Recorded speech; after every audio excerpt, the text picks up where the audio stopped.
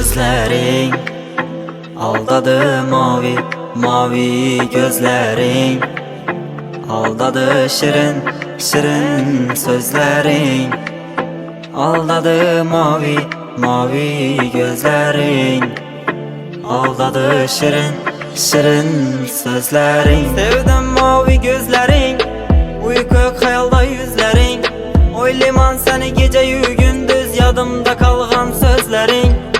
Sevdim mavi gözlerin, uyku hayalda yüzlerin, oylayman seni gece gündüz, yadımda kalgan sözlerin.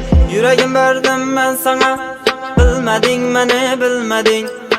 Gözlerim aldangan sana, sevmedin beni sevmedin.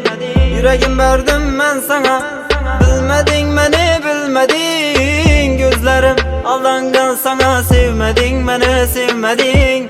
Sevdim mavi gözlerin, uyku hayalda yüzlerin, oylayman seni gece gündüz, yadımda kalgan sözlerin.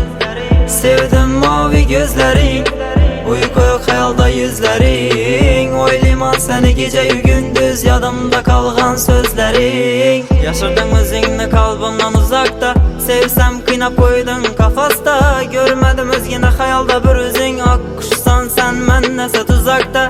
Arzularımız berbat buldu, riştelerimiz har yan buldu.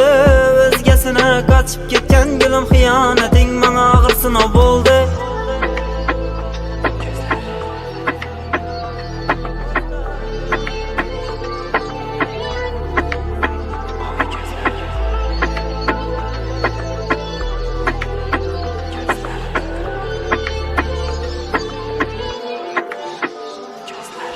Sevdim mavi gözlerin, uyku hayalda yüzlerin, oylayman seni gece gündüz, yadımda kalgan sözlerin. Sevdim mavi gözlerin, uyku hayalda yüzlerin, oylayman seni gece gündüz, yadımda kalgan sözlerin.